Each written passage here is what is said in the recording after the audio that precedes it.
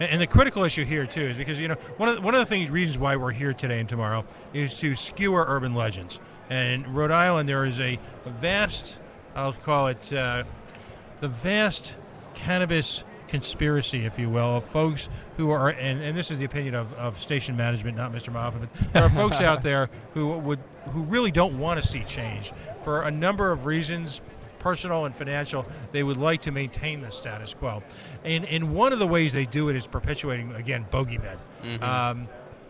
You're not suggesting that children should be able to smoke pot. Absolutely not, yeah. And the bill would restrict it for anyone under 21. So it's only adults. It's just like alcohol, adults 21 and older. Yeah. Right. So the reality is, I think we all can agree, that there's ready access to marijuana, cannabis in the state in a smokable form. Yeah. It's already out there. So if your children are smoking it or want to smoke it, they can smoke it. Right. What this creates is a far safer supply. So really, it's a public health issue, isn't it? Right. Well, I mean, what's so ironic about prohibition is that for kids, for teenagers, it's actually easier to get marijuana than for most adults. And that's because the criminal drug dealers have successfully infiltrated schools and recruited teenagers to sell the product. I mean, it's just astounding how widely accessible this is to kids. And when people bring that up and want to keep the status quo as a way to protect kids, I just kind of look at them like they're a little crazy because they don't realize that the policies totally failed to do that. Well, and I think back to, my days in high school,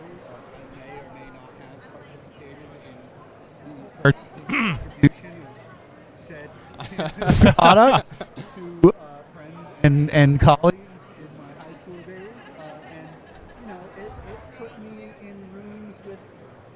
Right. Pretty shady characters. Exactly. Who, yeah. For a $50 or $75 loss, probably would have done some pretty awful things. Exactly. Yeah. And being a dumb teenager at that point, I didn't put too much thought into it. I was just thinking about, how am I going to get my $20 bag for free? Right. And moving a quarter pound was the way for me to do that. Right. And it was easy. It was easy for me. Right. I mean, it didn't take me long to track down the right person and move far enough up the food chain, if you will, to make those larger purchases. Exactly. And those guys were not just, it wasn't just Mexican dirt weed that they were dealing. It was cocaine and acid and later on it became meth and opioids and again, these are guys that are not the people you want your teenage sons and daughters to be associating with. Exactly. I think we all know someone from high school that that got involved with marijuana and ended up meeting the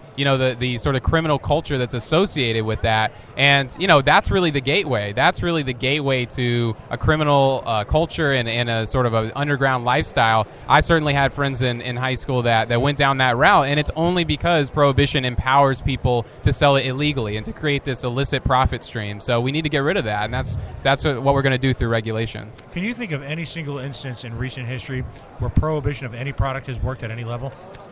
I have not seen a prohibition of any product that's in high demand work successfully. I mean, I think that's what makes marijuana it's particularly harmful is because half the United States admits to having used it at some point. So we're saying that half of our population is a criminal. Including our last three presidents. Including our last three presidents. So just like alcohol prohibition, when you've got something that a lot of people are using, that it's in high demand, and you try to restrict it and prohibit it, people are going to find a way to get it. And the people that end up benefiting and controlling it are these, cartels, these gangsters who are able to take advantage and fill that vacuum that you've created. So let's do another skewering of the bogeyman here. Yeah.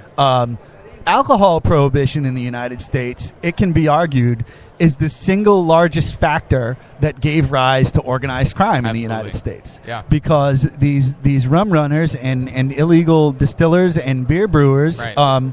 Now had to operate outside of the law, right. and they needed to create those networks and create those connections underneath the law. Mm-hmm. And again, it's the single biggest factor for the rise of organized crime, which then went on to right. extortion rings and prostitution and yeah. more and like harder illicit drugs. Yeah. So we know, looking at it historically, that prohibition not only doesn't work for keeping the product out of people's hands, but there are also these secondary and tertiary effects of prohibition Absolutely. that are really kind of degrade our society for the most part.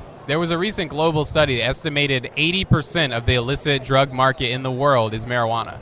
So this is a huge income source for a lot of drug cartels, for a lot of folks that are, creating violence and instability in our communities abroad. So this is something that we need to bring under the control of the state. We're not accomplishing anything with this prohibition policy. And once people understand that it's more about the policy itself rather than a referendum on marijuana itself, they start to understand.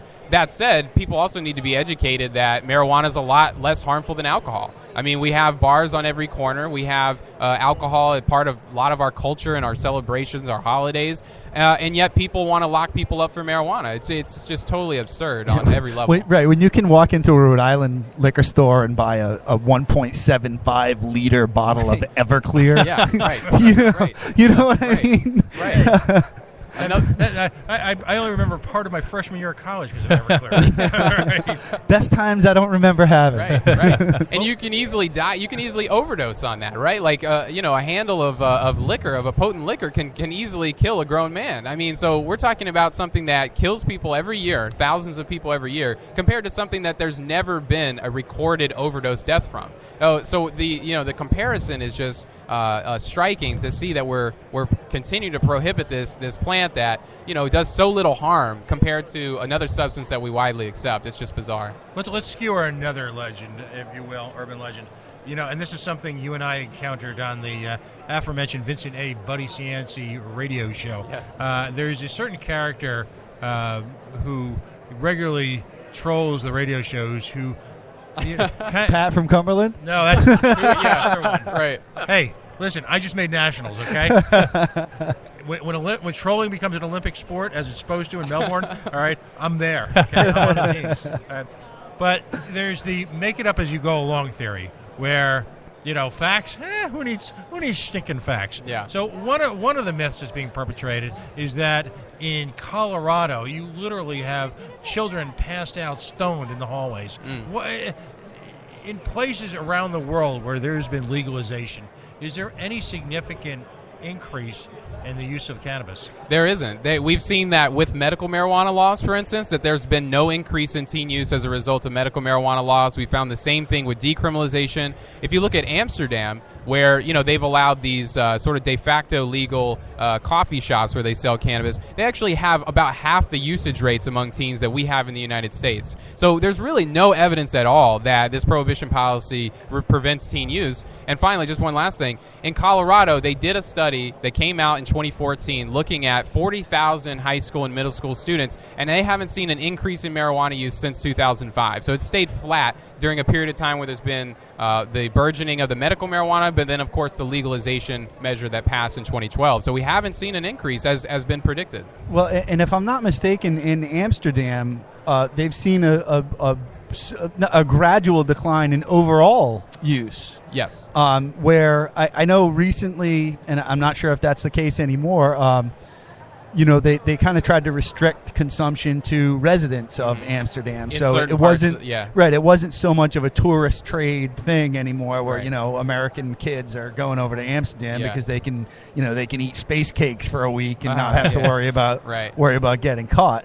But even amongst adults, they've seen a gradual decline in usage over the past 20, 30 years since it's been decriminalized and legalized. Yeah, well, compared to other European countries, the Netherlands has lower usage rates overall, adults and young people. And so, again, it just goes to show you, if you listen to one of the speeches that the drug czar over there gave at one point, someone asked him how he's been so successful in keeping teen marijuana use down. He said, well, we made pot boring. We made it boring. We said, yeah, you can have it, knock yourself out. And what happened is it lost its allure. It lost this sort of forbidden fruit aspect. Here in the United States, we villainize it, we demonize it, we tell all this propaganda. And I think for a lot of young people, they feel, cool. It creates some type of forbidden fruit aspect to it that makes it more alluring. And they've eliminated that. They've made it boring. And that's what we need to do here. But there's a secondary aspect of that, too, where if a kid grows up in a household or in an area or in a school system that's constantly telling him that, here's this drug that's going to make you crazy and it's going to make you jump out of windows, and they finally try this thing and it's nothing like what anybody has told them. I think that what happens is their view of other drugs becomes skewed as well. Yeah. If they told me this about pot, Right. and it's not that bad, then what about all these horror stories about cocaine and heroin and acid Absolutely. and magic mushrooms and Yeah. all these, So, I think that there's this. That's where the danger to me of this kind of boogeyman aspect of that to me is the gateway. Absolutely. And the narrative that we push acts more of a gateway than the actual substance. Absolutely. I think you're hitting such an important point, which is the government and adults in general lose so much credibility when they try to compare marijuana to something like heroin, which that's what the federal government does. It classifies heroin and marijuana the same way as a Schedule I drug. And kids are smart. Kids see this. Teenagers see this, and they see people using marijuana. Their grades don't plummet. They see people using marijuana. They don't ruin their lives. And they say, wait a minute, I've been told all my life that this is some terrible, horrible thing. It's going to melt my brain. And yet, at the same time, I'm seeing people use it, and they're fine. And that erodes the credibility of government. It erodes the credibility of adults, which is a really dangerous thing for the reasons that you said. Now, on to one of our favorite subjects. Now, full disclosure here. 2 of the 3 hosts on this radio show right now are libertarians. The third one is on his way to becoming one. Right. So I'm the Green Party liaison for the Rhode Island Libertarian Party. There we go. Right. And, of course, the 2 hosts represent what, Tony? About 70% of the Libertarian Party? More like 90% 90%. of the Libertarian Party in Rhode Island. But that's By weight? By weight. By sheer girth. Wow. Jeez. Wow. Yeah. Tough room. Come on, I can't do this when we're on the regular radio. One of our favorite subjects if you're a libertarian is the WOD, which is not weapons of mass destruction, but the war on drugs. Or, as a great series of episodes in Saturday Night Live, Laura once said, it all leads to beer. The war on drugs, an epic political, financial, sociological, philosophical, moral, and calculable failure on every single level. So let's go through the war on drugs. In a snapshot, the government spends billions and billions and billions of dollars trying to eradicate a product that in many parts of the world is completely legal and, if used properly, is completely safe. So let's go over some of the repercussions of the war on drugs. First of all, again, we talked initially about the health crisis that's being perpetrated by black market cannabis provided through unknown distribution channels. That's the first issue. So let's then take it a couple of steps off of that. Healthcare costs as a result of where were we last year in terms of deaths from synthetic marijuana last year? We were in the hundreds, if not thousands. Yeah. Right. So you've got the costs related to that, which are, of course, when you're talking about human life, are incalculable. Which can I just pick one thing? I hate when people call it synthetic marijuana because this stuff is just random chemicals cooked up in someone's basement. Right. It's supposed to look kind of like marijuana, but it has no relation to any cannabinoids or any. So I just wanted to throw that. No, in that's an excellent point. Let's look at the issue just from a cost perspective. Now, as libertarians here in Rhode Island, which is the crony capitalist corporate headquarters of America, in fact, I'm surprised Skefco hasn't found a way to make money. We're going to make a sign about that next to the airport. Right. The prison industry.